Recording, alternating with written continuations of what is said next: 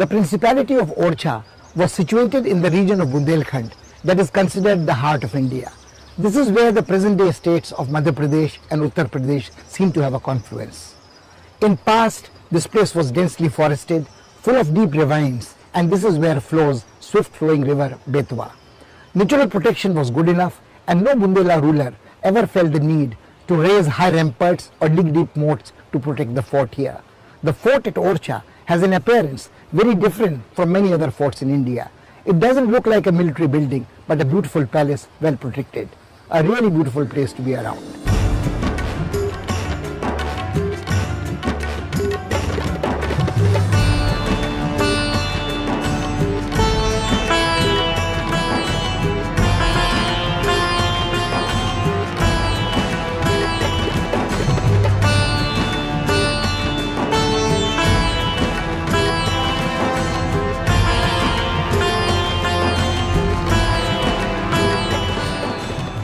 The Orchha Fort on the banks of the river Betwa in Madhya Pradesh is at a distance of 25 kilometers from Jhansi.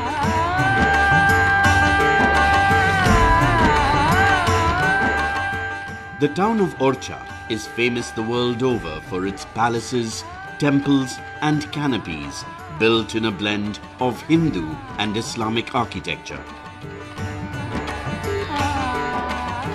The fort is arguably the best specimen of Bundela architecture. The old capital of the Bundelas was at Kundar. King Rudra Pratap appreciated the strategic significance of Orchha and had started work on this fort but couldn't complete it. His son Bharti Chand accomplished the task and transferred the capital from Kundar to Orchha. Many other famous names are associated with this fort. Among them are Madhukar Shah, a contemporary of Akbar the Great, and Veer Singh Deo, who was befriended by Jahangir.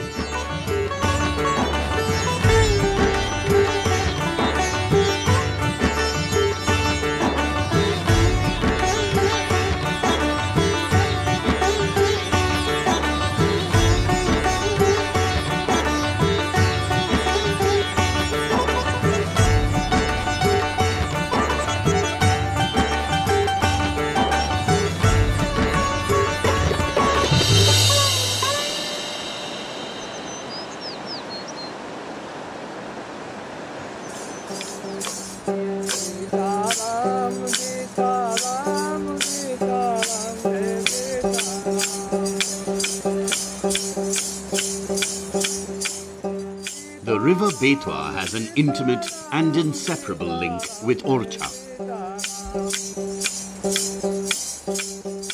The stream is considered sacred and worshipped in Bundelkhand.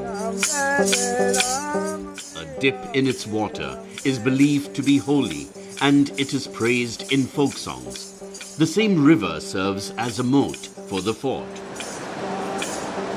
महाकवि केशवदास ने बहुत अच्छी पंक्तियां लिखी हैं। तुंगा रैन प्रसिद्ध है नीर भरे भरपूर और बेतरवती पातक हरे पातक हरत जरूर।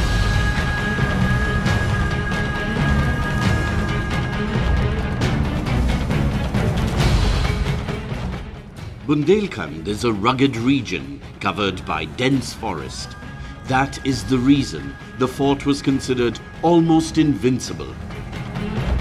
It was not thought necessary to raise tall ramparts or build high towers.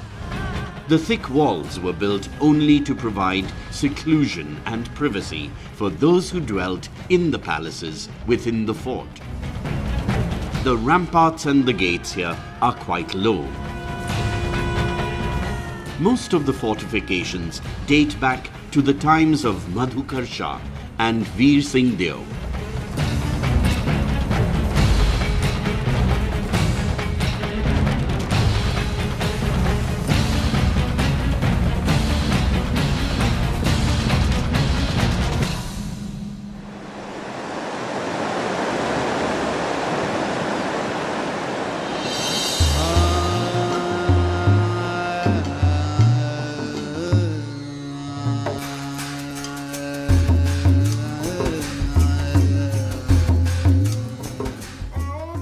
Chhatrabhuj temple stands right in the middle of the town.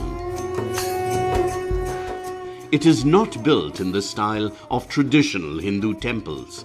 It reflects features found in different types of buildings. There are towers, recalling a fort, and domes and minarets that are encountered in a mosque. Legend has it that this was begun by Madhukar Shah and was completed by Veer Singh, who entrusted the job to a Muslim master builder.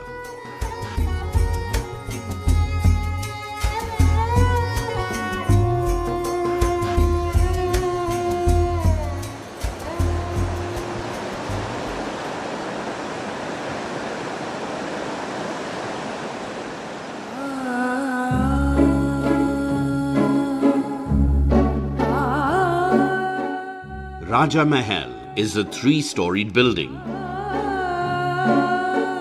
The Diwan-e-Aam and Diwan-e-Khas here are quite grand. Rani Vas, that served as a residence for the ladies, is also housed here. This palace has been repaired many times and new sections have been added to it.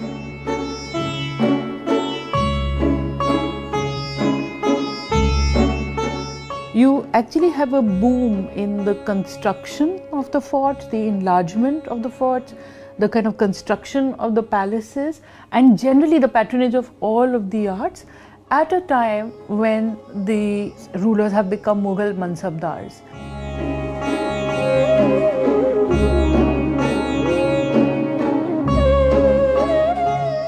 The Diwan-e-Khas in the Raja Mahal was built by Madhukar Shah.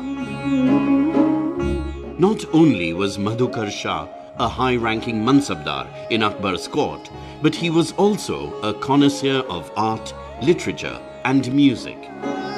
During his reign, talented artists received generous patronage and encouragement.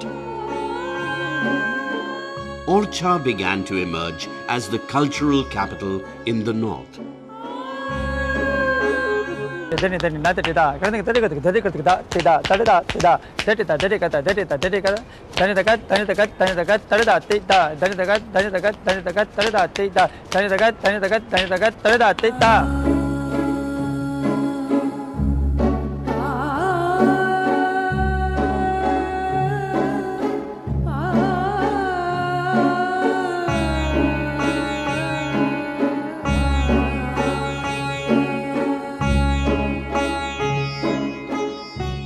The interior of the Raja Mahal has many spacious courtyards decorated with beautiful pillars.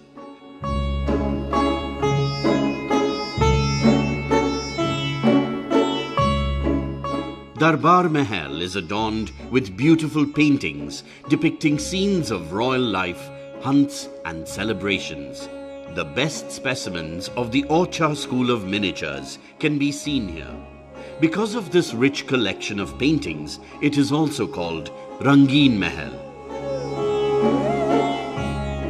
The hall was used as a venue for recreation and music and dance recitals.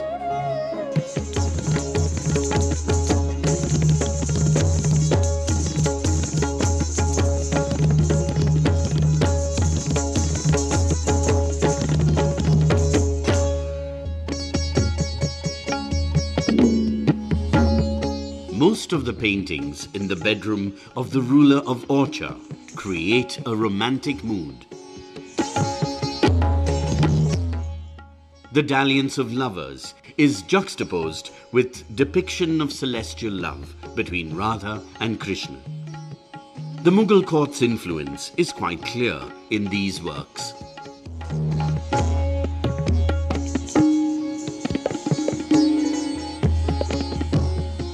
This huge profusion that we see of either secular themes, rag, raginis, Baramasa, or the events, lives of the kings, or even the sacred narratives, so many Ramayana, so many Mahabharata, so many Geet Govinds. This is something that actually is done by these various courts because they have seen the example of the very prestigious, profusely illustrated books that the Mughals had.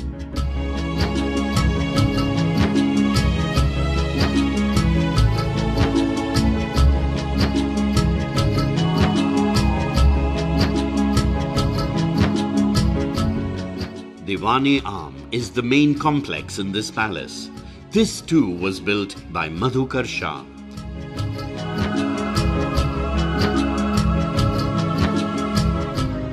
This was where the rulers of Orchha gave audience to their subjects and participated in festivities and celebrations.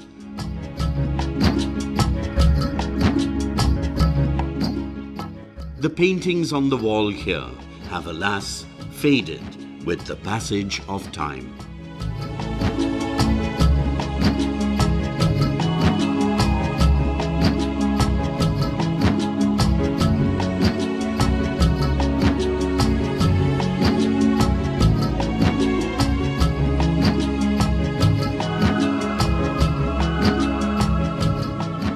Most of the rulers of Orchha were far-sighted. They realized the significance of peace, and they took all the pains to preserve this fort and their capital from wanton destruction of war.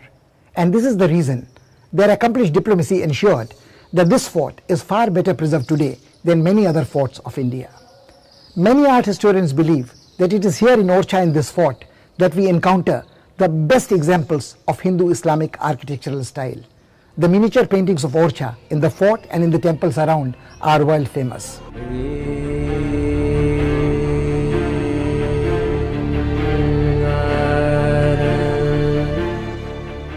Orchha paintings are considered to be a separate school of Indian miniatures. All the colors used were made with natural sources, flowers and plants. These paintings belong to the Mughal period, but are quite distinct from the Mughal style.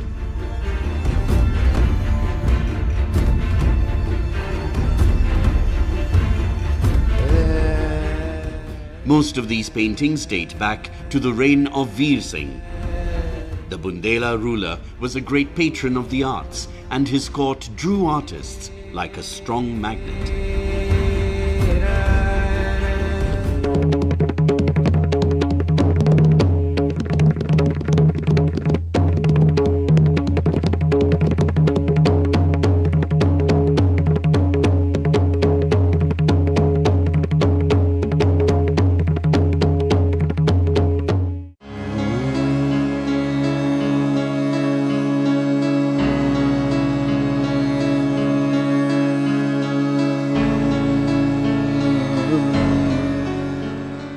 The Lakshmi Narayan temple was built by Veer Singh. It resembles a fort much more than it does a temple.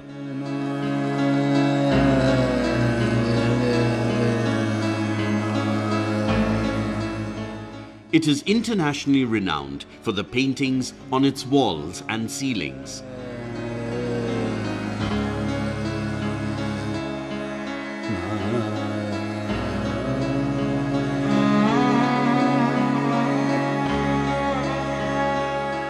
Besides images of gods and goddesses, scenes from Hindu myths and legends too are painted. The idea was not merely to entertain, but to also inspire.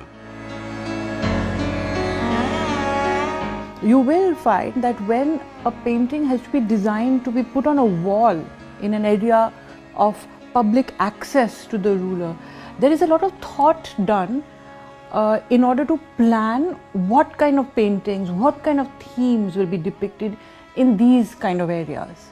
And there is often a very strong symbolic component about allegories about the king or about the nature of kingship, the king's justice or his magnificence, which asks for certain kinds of paintings to be chosen to be depicted so that they create a kind of a frame for the figure of the king himself.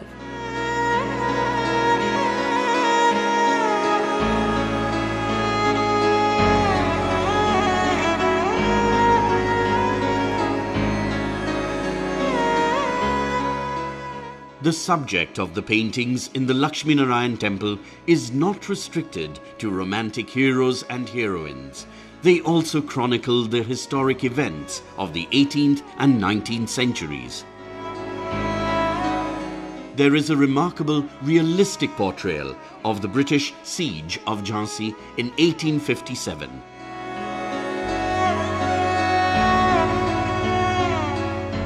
The Dashavatar series is also very impressive.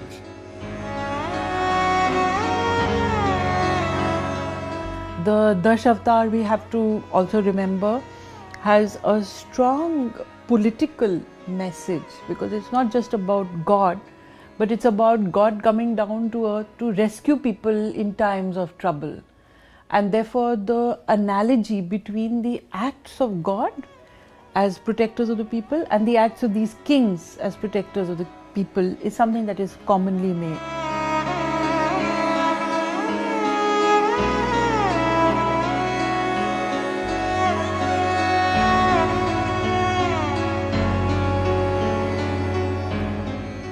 One of the most fascinating legends associated with the fort of Orchha is that of Rai Parveen. Rai Parveen was an extremely beautiful woman, a talented poetess and a dancer of great genius. She was the favorite disciple of the Hindi poet Keshav Das, who has composed Rasika Priya. Her fame reached the Mughal court and Akbar sent for her. Rai Parveen did not want to leave her beloved Orchha, but it was impossible to disobey the Mughal emperor. She ended up in the Mughal court but wrote some very moving lines to Akbar. She wrote, "Your Excellency, Your Highness, there are three kinds of people who live on leftovers of others: crows, dogs and beggars. Why does the mighty emperor like you want to reduce himself to this category?" Akbar was full of remorse. He realized his mistake. He accepted Rai Parveen as his sister, lavished expensive gifts on her and sent her back to Orchha with full honors. This relationship was maintained throughout his life. We are reminded of this legend as we looked at the palace called Rai Parveen Mahal.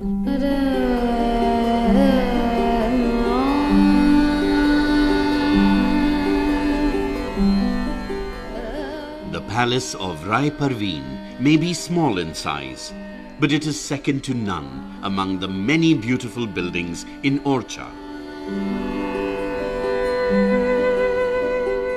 Most of it is in the form of an open pavilion, and the space was used for musical soirees and intimate literary gatherings. It is reasonable to suggest that the beautiful Parveen must have been the source of inspiration for the painters in Orchha. Her story compels us to think about the lot of talented women in medieval India. A woman was considered an object of pleasure in feudal society. They led subordinate lives within the family, even in royal households. A woman like Parveen could make her mark only with the support of a sensitive consort.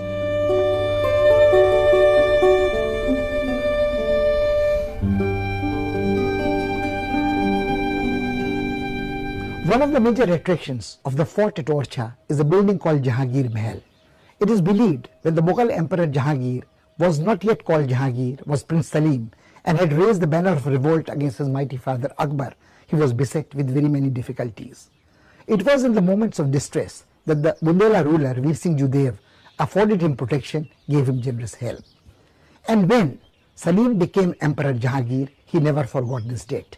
He honored his Bundela friend very gratefully and allowed him to play a role in the history of India quite disproportionate for the size of the state of Orchha and its natural resources. Orchha could enjoy long periods of peace and prosperity and flourish. It is this friendship that Jahangir Mahal commemorates, built by Veer Singh Bundela for the Mughal Emperor.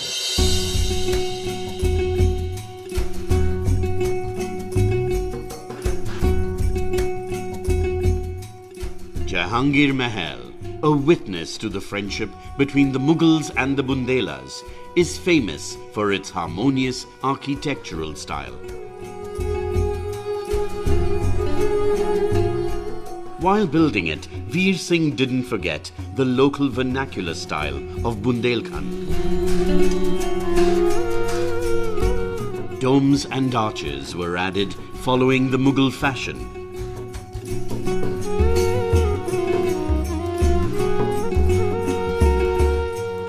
Carved stone screens in the Rajput style and the shikhar from the Jain temples were also included.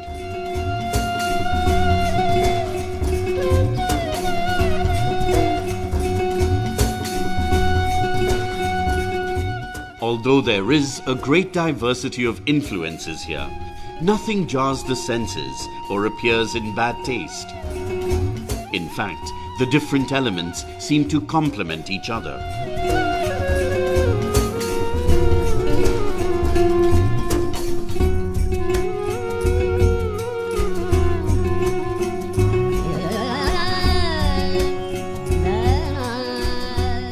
There is no incontrovertible evidence that Jahangir ever stayed in this palace. What is beyond doubt is that this palace is the best specimen of Bundela architecture. The friendship between Jahangir and Veer Singh was founded on the same policy of Suleh-Kul that Akbar had initiated. Jahangir's rule was, in a sense, continuation of Akbar's rule. All the major military, bureaucratic and fiscal institutions of the Mughal Empire were already crafted by Akbar. So Jahangir inherited almost a fully fledged state system. He also inherited from his father the legacy of the Rajput alliance with the Rajput ruling houses. And one major figure in this was Veer Singh Deo Bundela.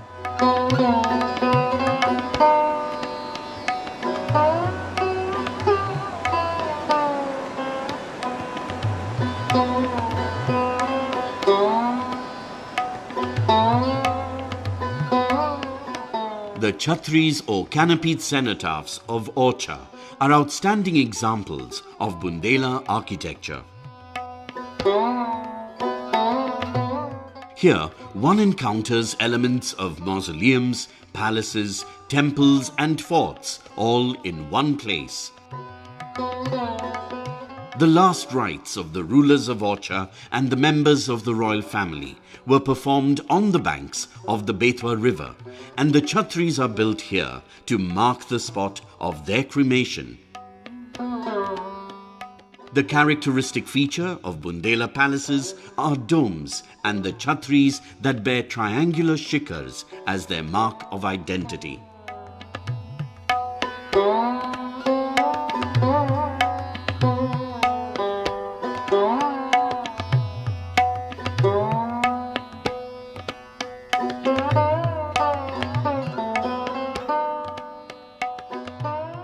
The story of Orchha is not a tale of victories and defeats. It is known as a tranquil land on the banks of the Betwa river. It was long-lasting peace that made the cultivation of art and architecture possible. People could enjoy the fruits of prosperity. Cooperation, reconciliation, and harmony are the most priceless heritage of this fort.